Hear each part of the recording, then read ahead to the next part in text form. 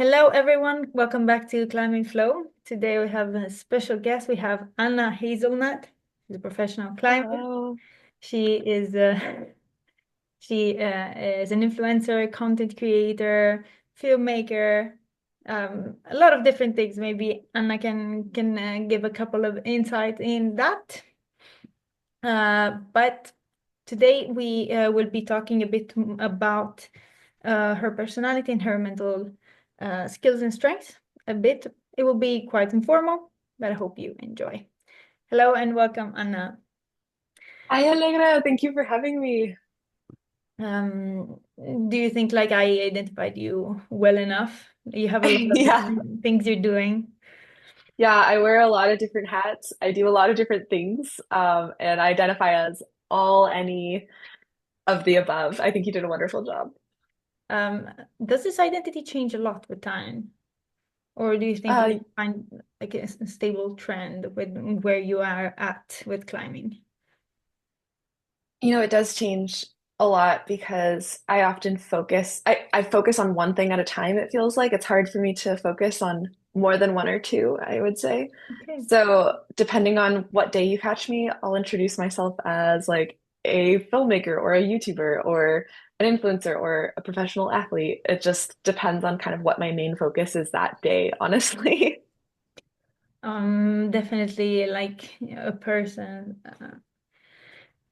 shows like a lot different things when it comes to the public compared to how they feel. So it's very difficult for me to like have a very complex perception of you because I mostly know you as an influencer and as a YouTuber because that is how I've been following you for the last years. And so I know you through the things that I see in your videos. But it's going to be interesting to like have the possibility to talk and ask questions and see if the things that I noticed are actually confirmed or not, or how you feel about different things. So I'm looking forward to this chat, and Yeah. hopefully, yeah, something interesting will come out of it. No, I'm really excited. This is an interesting, it's just going to be really nice to talk about things that, I don't know, seem different from other podcasts, other climbing podcasts. This is really fascinating. I love talking about mentality.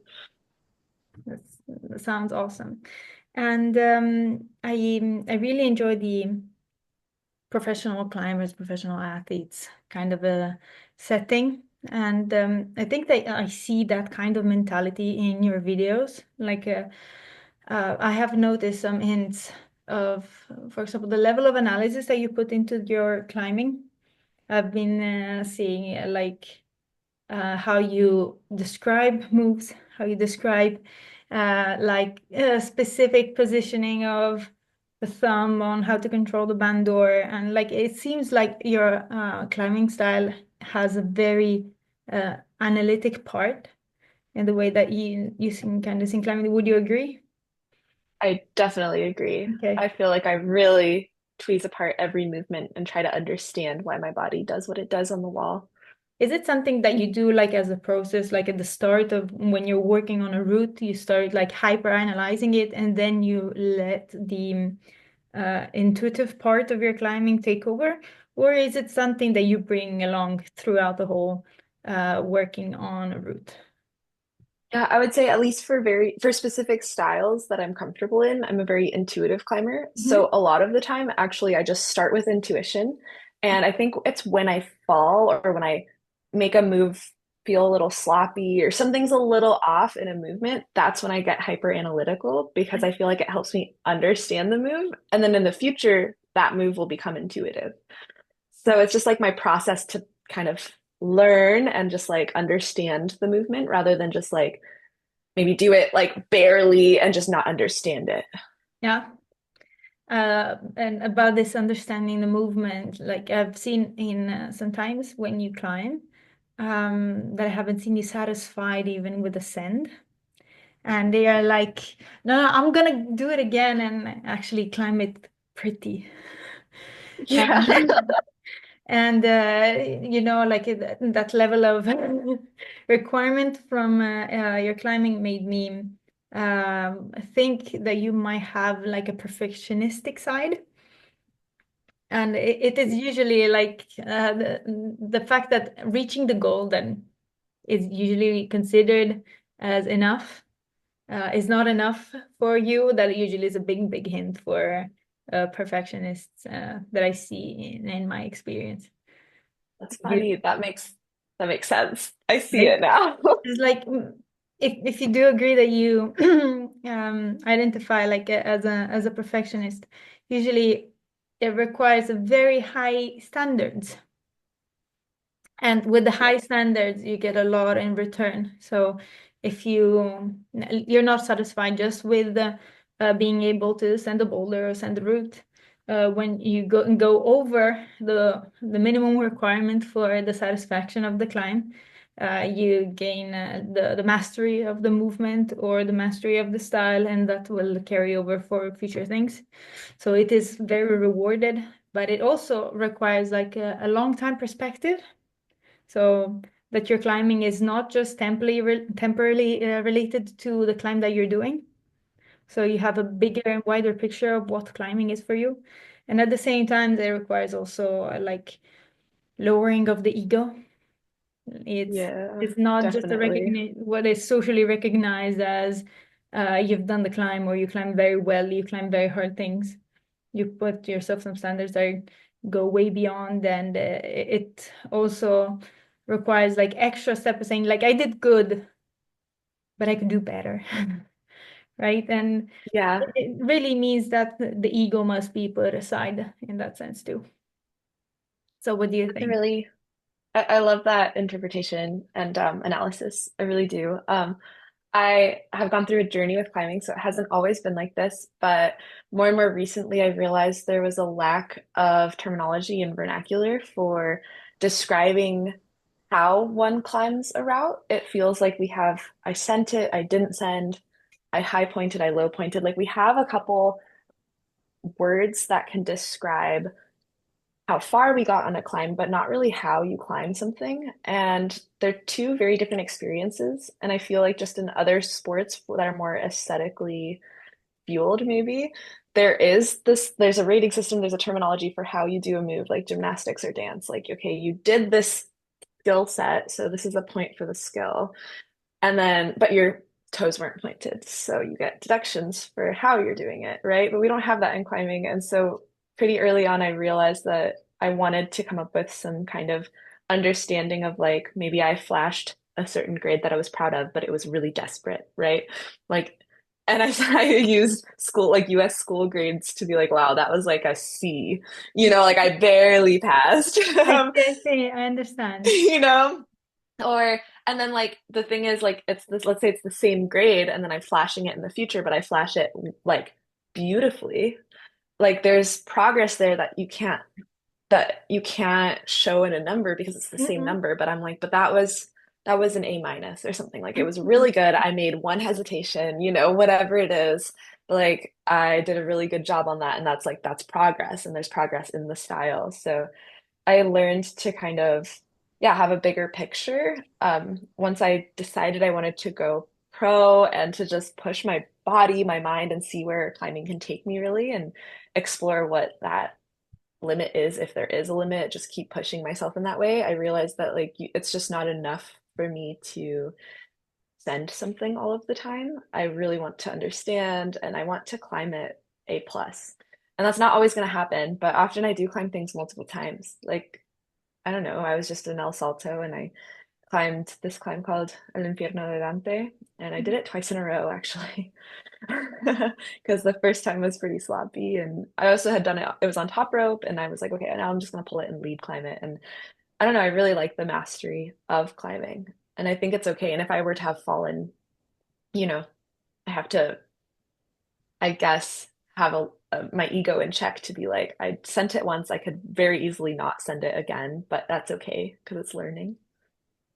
Yeah, that is usually like what I meant when I said like you have to put the ego aside is also because if you are thinking about going forward with what you're doing, you're also putting yourself into the condition of testing yourself again and showing Yeah. yourself that wasn't really within your full ability. But you make out a very interesting point that climbing is very much, especially in the way it's communicated, very much goal oriented rather than process oriented. And I think it comes inherently from the fact that climbing is mostly auto-directed. It's you choosing what you want to climb, apart from, of course, when you go to competitions. But most Like climbing outdoor, yeah, most of most my climbing climbing at least. experience, even if you're going indoors, like most people would just go and check out the walls that look interesting and say like, this looks more intimidated, this looks fun, this looks boring, and they can choose what they want to do. And also there's this freedom that there's no like right or wrong way. Like of course there's the route setter intended way, but sometimes we're playing this little game where we want to break the beta and go against what the route setter has said. So like there's a lot of different ways that can pull your boat towards the direction that you want. And a Yeah, lot of freedom to do what you want in the way that you want it, which can be quite rewarding. And I think that is also why climbing is, to a certain extent, very addictive for very people. yeah, But at the same time, it is mostly rewarding the success of ascent and not really like, okay, this was a toe hook kind of move that could have made the move very easy if someone mastered the technique. But if you do it without the toe hook, you still get the reward and you lose the chance of learning, right? So right, it can push people towards like specific types of styles and avoiding other specific types of stimuli. And this is mostly because we don't get much reward from the climb itself, unless we do it unless it's sand slash no sand. And also in the community, like improvement is mostly seen as like you went further. Again, is like right. sub-objectives, sub-goals, and so on. So I think that one of the reasons why I find so many perfectionists in like within my elite climbers as clients is because perfectionism really pushes people into looking more into the process. And typically, it has this side effect, let's say. It's basically the Mhm. goal of perfectionism, but it makes people master much more the activity, and they will feel more comfortable and more in control when more unknown situations will come up. So, Yeah, it makes me think of a few things. Mhm. But like that's really funny about that connection with perfectionism. I mean, it makes perfect sense. And here I was just in our pre-chat saying how I feel like I've been moving away from perfectionism. I used to be really, really a perfectionist in school as a kid, like to the point where if it wasn't perfect, I'd just be in tears, just absolutely crying, like in the classroom, anywhere. It just like it was really intense. And I have definitely felt like I've moved away from it, but it definitely is manifesting in certain ways in my climbing that I haven't even recognized. Like when I go to a gym, sometimes I'll send the climb one way and then I'll see someone do a different beta or I'll think of a different beta. And it's like, well, I have to try the different beta. And it's just like the game isn't over with like the game doesn't end with ascent. The game ends when I feel like I've learned everything possible from a certain climb. So I'll like try it with the toe hook. And then someone did it without the toe hook, and that's a lot burlier. Okay, I'm gonna try that. And that might take me another entire day to do. And then someone else did it with a heel hook, and it's like, oh, okay, I have to try that. And then I think of a different drop knee, but and it's just like that one climb just offers so much more than just trying to send it. And and that's fun. And I think that comes with also a shift in finding the learning process fun instead of just trying to seek out what I'm good at, which would be slab climbing. And it's what I did for years. I mean, while I was studying at university and not really thinking about like going pro or anything like that, I was just climbing purely just for that reward, I think. And so I would just climb slabs and that's it. And I still love it. It's still my favorite, but now I've definitely shifted a lot away from just finding ascend as the reward. Um, and I guess, yeah, that's funny how my perfectionism has surfaced in these ways that I wouldn't have even clocked because I feel pretty laid back. I like feel like I've very much changed from that person who needs things Mhm. to be perfect, but potentially it's shifted because this is just a new way to have perfectionism is to realize that making mistakes leads to more perfectionism. I don't know. I mean, it really depends on the person and what they feel like is the manifestation of perfectionism. Like perfectionism in itself, it is not bad. And like as I said, like since I work with elite climbers, and they have it as a personality trait a lot of times, Mhm. and they like they have a bit of an ambivalent relationship with it because sometimes it goes against them. Some others it goes like it helps them achieve their goals really. But it is not inherently negative, and it can mostly be like a different way of approaching the same problem. And it has pros and cons, and whether you are able to manage the cons. So like being in tears if you don't climb the at the best of your possibilities, the climb then might be overkill in some settings.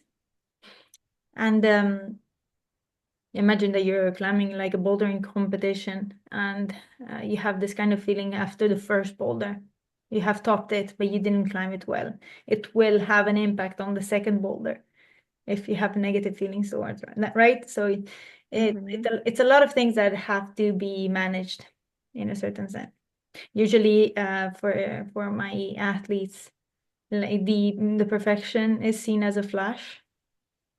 I follow a Yeah. lot of bouldering competitions, but some will also say like, yeah, I flashed it, but I had to really fight for it, and they like the feeling of this was easy because it Yeah. gives you this confidence of like, yeah, the level that I'm at is clearly superior to what is my demand, what is the demand that the environment is posing me to. Mhm. But it is not a negative, it's not a bad thing itself. For example, to just go for the thing that gives you the reward or that makes climbing enjoyable for you. So if you really enjoy slab climbing, or if you really enjoy climbing on cranes or on slopers, there's nothing wrong in dedicating more time to the thing that you like. And I think it's again, it's part of the auto-directedness of climbing, and what makes it so appealing for a lot of people, that there's really no one telling you what to do unless Yeah. you're a professional, right? It's just like Yeah, you're absolutely. you're going out there, you're having fun, you're choosing what inspires you, and you enjoy the movement, you enjoy the community, you enjoy the environment, and there's really no reason to go hit yourself with your most hated style of climbing, Right. right? Mhm. Unless it has a deeper meaning for you. It's like, yeah, I want to like master these type of moves because I think that they can be useful, they can be fun. It's something that will make me more well-rounded. It doesn't matter. There are a lot of different um, reasons. But also, if we apply this mentality to the extreme, like, okay, then and the furthest thing that you could think of for myself, for example, what is my biggest weakness in when it comes to climbing? If we really want to go very, very far, it is the physical fitness when it comes to like heartbeat and cardio. Would I need Oh, to yeah. go run outside? Like I would never go running. I would never either. No, like why should I do that? Don't Would catch me improve my running. to improve a bit in my performance and climbing. I mean, should I do something that I really don't enjoy for that little bit of the reward of the performance? No, I'm not really gonna do that. Maybe I can find something different that I can enjoy more, but there's Mhm. no really reason. I'm not a professional climber in that sense. I don't have like those type of requirements that um forces me to do some things that I really don't like. Yeah. So why pushing yourself to that extent? But it depends. It depends on the meaning that it has a person. It depends on how it impacts their mental health. Because Right, because that is worth it for some people. yeah, Like that small marginal difference exactly, in cardio is worth doing something that you don't like, and you might learn something along the way. exactly. Maybe you do like running, or maybe you'll find like a different cardio to do, that's like tennis or something, Yeah, it's like exactly, you exactly. figure something out. Yeah. I think that one of the things that I like noticed a lot in my practice is that um a lot of times people want to push themselves to do some like to go outside of their comfort zone a lot. Mhm. And it's like, first of all, you know that there's no real requirement for you to do so unless you truly want to, right? And I Right. think I have a lot of people that I am following a lot of people with fear of falling. Yeah. Um, super common, That's me.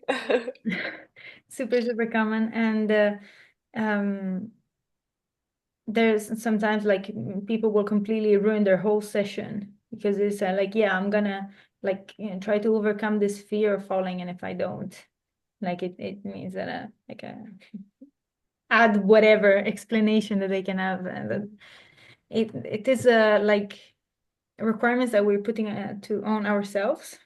And if they come to seek my help, then usually it has negative impact as well.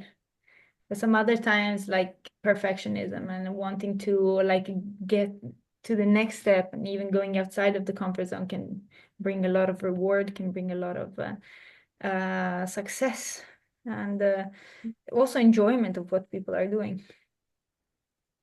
This is something I was just talking with a friend at the gym yesterday about, which is like how modern society is aimed towards creature comforts. Like people don't have to be scared. We live in a society, at least here in the Western, like I live in the United States. I live near LA. Like there's a lot of life is basically about how comfortable you can be. You make money so you can be comfortable. And that's kind of how things are. People create things, they make inventions so your life is easier.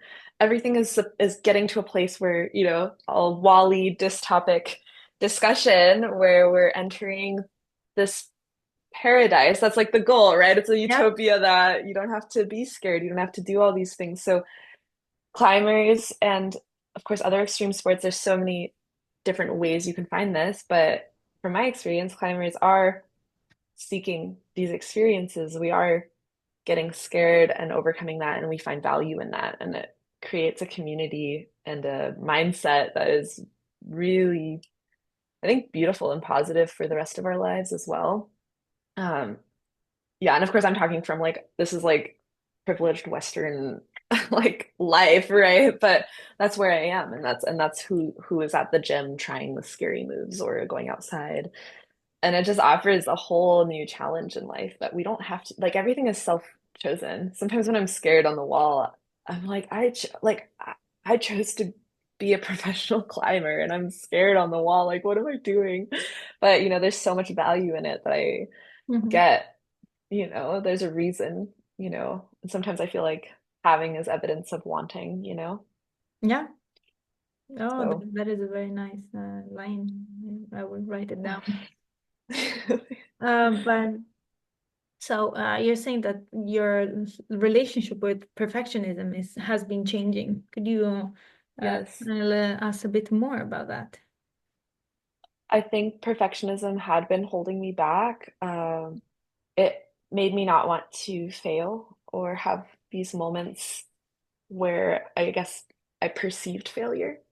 And so, in order to overcome that, I think I had to redefine failure, and my ego kind of had to take a hit. And there's just like a lot of reframing I had to do in the last many years to make the life I have possible because the perfectionism that I was dealing with wasn't giving me the life I wanted. I was pigeonholing myself into one style of climbing that I wasn't really getting better at because I was really afraid of doing anything that made me look like I wasn't perfect. So even training was difficult because I was pretty weak, right? Like you have to start somewhere. Hmm. If you're lifting weights, you have to start at a certain weight. And I was just like, oh my gosh, like I don't know, all of it was just a lot. And I had a lot of ego attached to it. And then I started making YouTube videos and they were shit and I knew they were shit and I was like, well, I'm not gonna put them out online because they're nowhere near perfect. Like they're so far from perfect. It's unimaginable. So in order to actually have the confidence and post things and be an influencer and try to go pro with climbing, like I had to really unlearn and relearn a lot of things that I think are probably tied to perfectionism, which is why when you started the conversation I was like, well, I really don't feel like a perfectionist anymore and I don't have these tendencies to make everything perfect anymore. Things can be messy, things can be imperfect, and I can still release them for what they are and understand that I want to do better, but at this moment, this is the best I have. And I kind of have used that as more of a mantra of like I am where I am. And that applies to a lot of things in my life with climbing ability. If I fall off a climb and don't do it perfectly well, I am where I am. Like I can't just like press the button and just be better, you know? I'm like, I'm gonna make this video and I can see all the imperfections. Every time I see any of my videos, I'm like, well, Mm. it's shit. Like I can see everything that's wrong with it. But like I am where I am. Like this is the best I could do at this time. And this is what I'm offering. Okay, it's So very interesting because then it sounds to me like you're identifying perfectionism with what, like in perfectionism research is called perfectionistic concerns. So uh, it's like all okay. the negative evaluation basically that can come from perfection and wanting perfection. But perfectionism also has this other part that is the thriving and the striving towards perfection. So trying to achieve sometimes also something that the perfectionist also knows that is unachievable, right? Like you know that perfection cannot be found, but I can Right. try to go as close as possible to it. While on the other Yeah. side, the concern says like, what if I don't achieve perfection, right? So it seems like Yes. you identify it more with those type of negative elements and feelings, but I can still recognize the positive elements of perfectionism in your climbing and in the way like you see the climb and what you care about in the climbing. So maybe my shift is more from this negative perception of like this negative perfectionism into a more positive perfectionism because Sounds to me whatever I feel is healthy. I feel like a lot better. I'm like, oh, like, so maybe I'm just kind of correlating perfectionism with this really negative association. And so now I'm like, well, I'm not really a perfectionist, but in truth, it's like you don't really get rid of those personality traits. Maybe I've just shifted them to the more positive side. So it's like, yes, I'm a perfectionist, but they don't show in the ways that are detrimental in yeah, my life as much. it, They it still do sounds sometimes. Like, I it think does. what actually this reminded me of a line I wrote this video essay for YouTube at one point, and I put like the starting point was like, what if I try my best and it's still not good enough? Mm. And the whole essay kind of like went, in all different directions from that line. But that's like the fear that I had, like in everything I did. And it's still, it's still somewhat in there. Like that's a human fear, Yeah, I'm sure. But it is that, like, what if I give myself every shot at being successful and I'm still not? Like, what then? that is That's really the terrifying. root of self-sabotaging in a nutshell, really. Like when you Yeah. see people that like for a reason or another really they're not trying all their best or like it is that fear that it stands like there behind and it's like okay, I see what's happening here and then ooh, sorry, you didn't hear the sound. Oh well, it doesn't matter. I heard it a little bit, Okay, it was very very faint. loud here but it Really? doesn't matter. It doesn't matter. But the question then is what happens if you try your best and you don't succeed and oh, how are you processing all this information. So when you were talking about reframing basically your thoughts, your cognitions around your experience with climbing, it really resonated with me with the kind of work that I do with some athletes that um, are perfectionists and like they recognize their negative aspects, but they're very also attached to this thinking style, like trying to Mhm. do best and trying to be the best because that is what they want, helps them being. better and being the best or one of the best. And so part of the work that I do is to tell them that it's not wrong to want that or to still be perfectionist. It's how you manage it and how you manage all those concerns, and finding a healthier way of accepting the fact that you might have a higher standards than other people, and that is fine. And some other people might not understand it because they think that your reaction is exaggerated. Like you still won the competition, yes, but I didn't flash all the boulders, Right. example, right? And they're like, what are you talking about? Like you got third place here on the podium. It's like, but I'm still not happy. Like I'm satisfied. Like they in the moment they're not happy. Afterwards, when they see like the fact that other people recognize their effort and work, they feel better. But they have this voice underneath that that's like, I could have done better, I could have been better. And there's not really, like, for some context, it's almost what you need.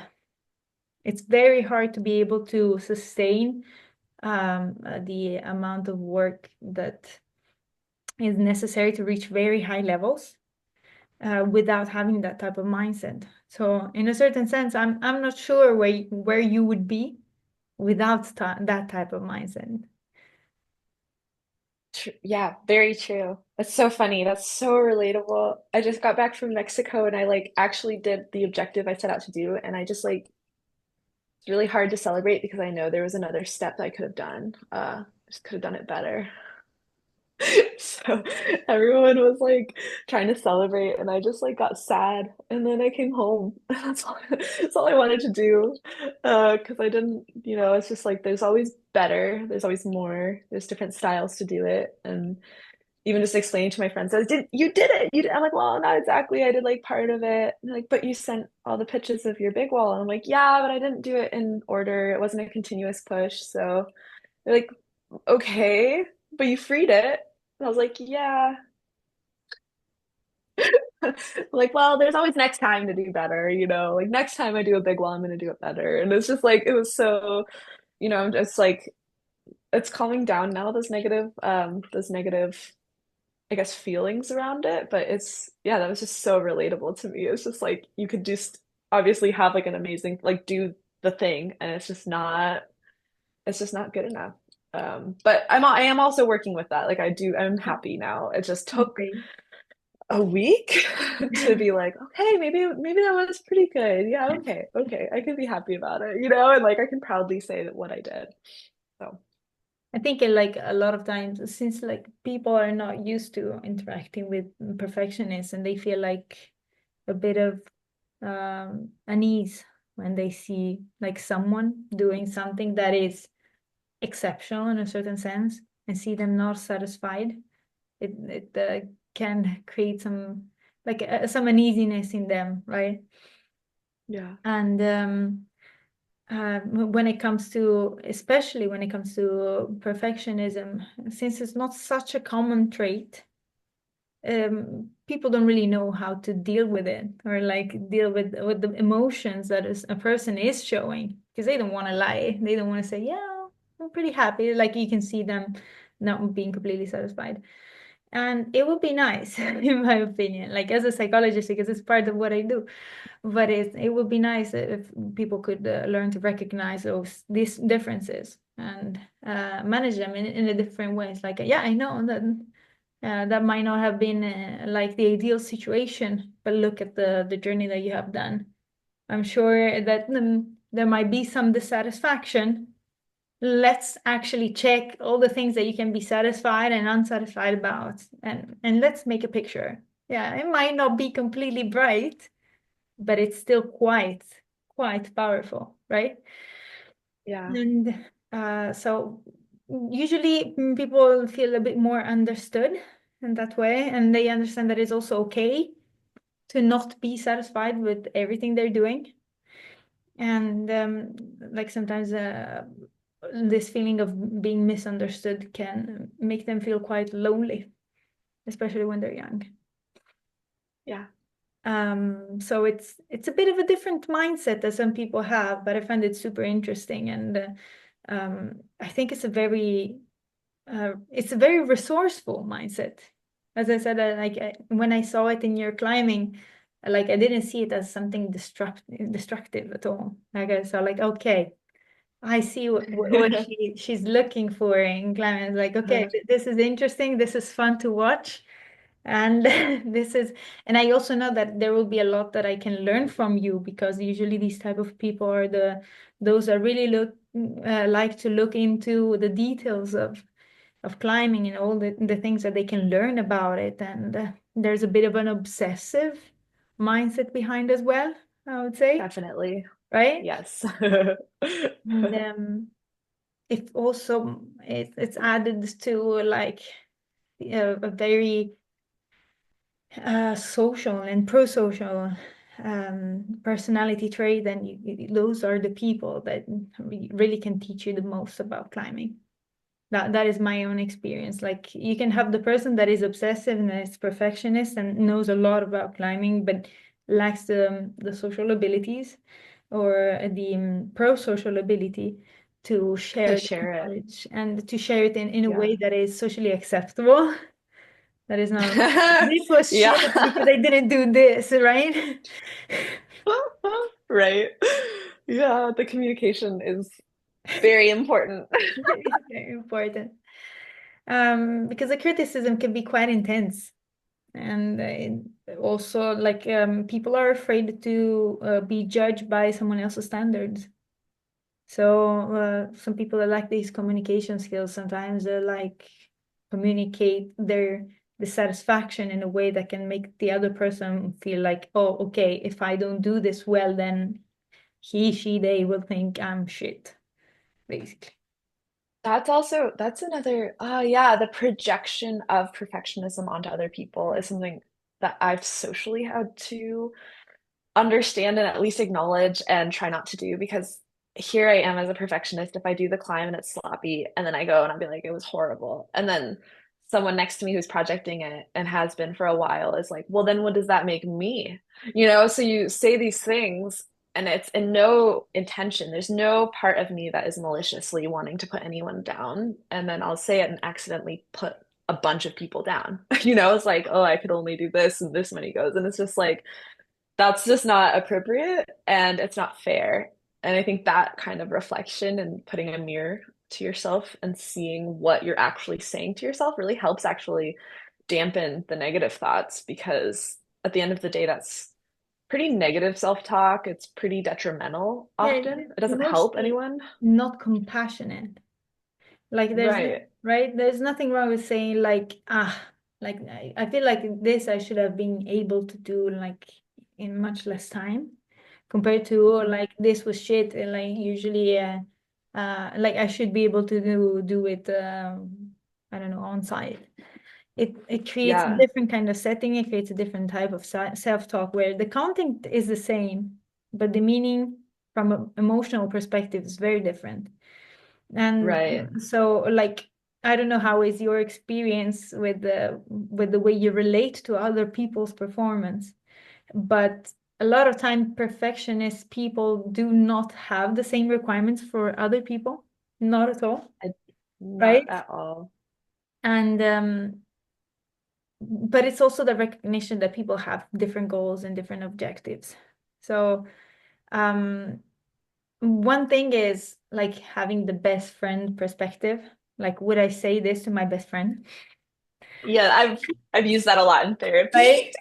That has been everything, to be completely honest. Like with the negative self-talk, at least on that side of things, like that is the best technique. Oh, sorry, I'll let you No, no, continue no, but that explaining it, is but basically it. Like, yeah. even if you had a best friend that is a perfectionist themselves, or one that is not, like, what would you say to them? And yeah, if someone is striving to go towards perfection, as I said, there's nothing bad with that, and it's not a self-talk that is connected with the perfectionism itself. It's the criticism, and it's usually a criticism that is used and has been developed um, uh, to improve.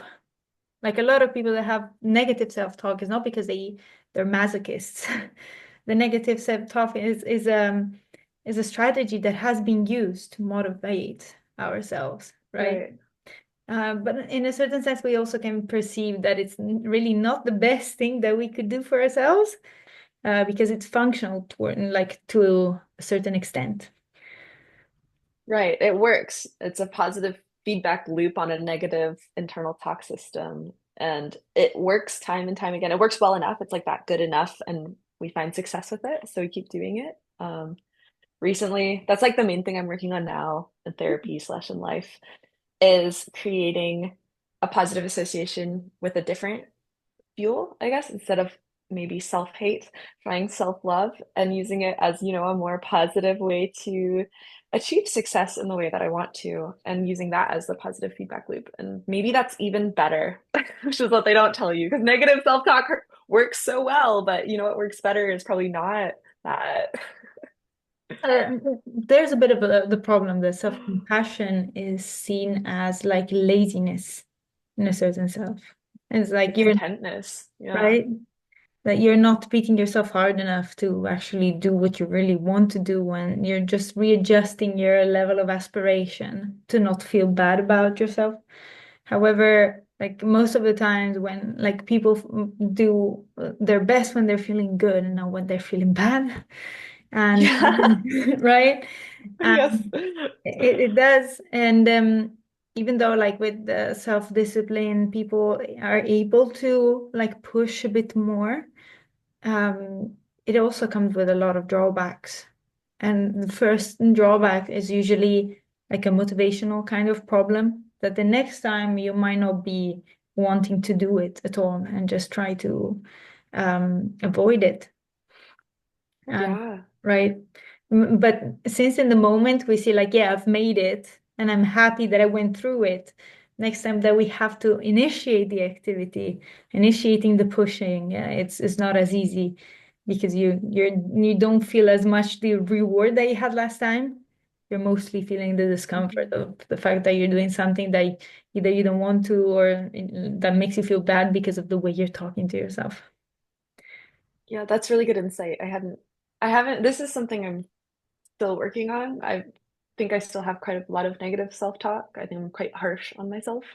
And it's a journey. I don't know how long it's going to take, maybe a lifetime, but it's a journey to get to a place of self-love all of the time. Uh, but it's nice. It's really good. I feel like it's positively affecting my career and my climbing and everything involved. I mean, it's just like there's no downsides to it, and I still have this ambition. It doesn't like eliminate or negate the ambition I have, which is something that I was really fearful that it would do. Yeah. I'm not hard on myself, it's gonna like, where's my drive coming from? And it's like, oh, it's coming from like joy and love. It's like a very different drive, and it's just as powerful, if not more powerful, because yeah, that association that you're talking about, it makes perfect sense to me.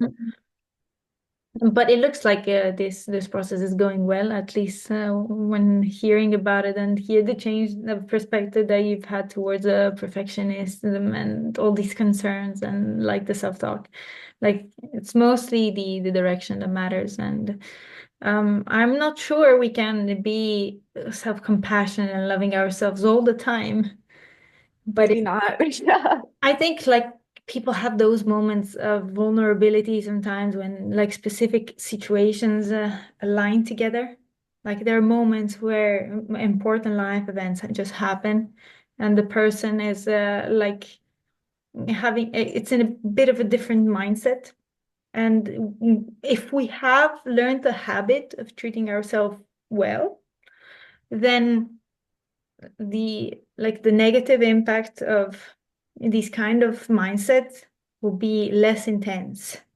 So, for example, instead of just going completely crazy and hurting yourself or hurting other people and killing people, it's like, Sure, yeah. Take right? it to the Like extreme. Yes, you could yes. go to the very much extreme. You can, Hmm. for example, you might be crying, you might feel distressed, you might get angry, but it is like a healthy level of distress, and you might have negative thoughts, but it's something that is contained within a certain level of destructiveness.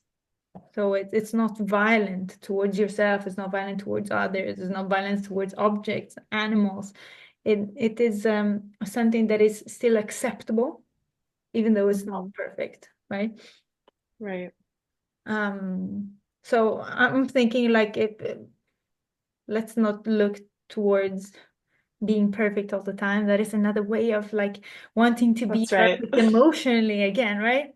But That's except, right. That's such a good call out because that was me being like, yeah, like it would be great to be just perfect at this, and that's obviously not gonna ever happen. That's just not how human like life works. That's not right? reality. Sometimes Yeah. these moments happen that we have to accept those as well. And it's about how we manage Mhm. them, how much we let them take possess of us, and what we can see that we have learned throughout the journey, and what has changed in those moments throughout the years, for example. And we can see Well, thank progress in you. that too. I feel like I'm learning so much. It's just like talking about these top. This is great. This has been wonderful. Yeah, it has been fun for me too. It's nice to like get a direct feedback instead of just making assumptions and theories about how Yeah. people work, because the degree of mistakes is usually very high. So I think Right. that It's hard other to. people know themselves much better, like are the person that knows the person best, no matter how Yeah. much of a psychologist you are. So that Well, we is spend a super. lot of times with ourselves, you know. Exactly. Like Hmm. it has been great to learn from you too. Thank you Yeah, very that's much for your no, time. thank you. I had a lot of Oh, fun. this is yeah, me too, me too. This is great. And sometimes you learn like the things you can't learn by yourself with as a reflection of other people's like conversation and what other people, are seeing, reflecting on. It's just really lovely to have these chats and yeah, thank you so much. Yes, thank you, and hope our listeners also enjoyed this chat. Um, then I will say goodbye. Thank you Bye. for today.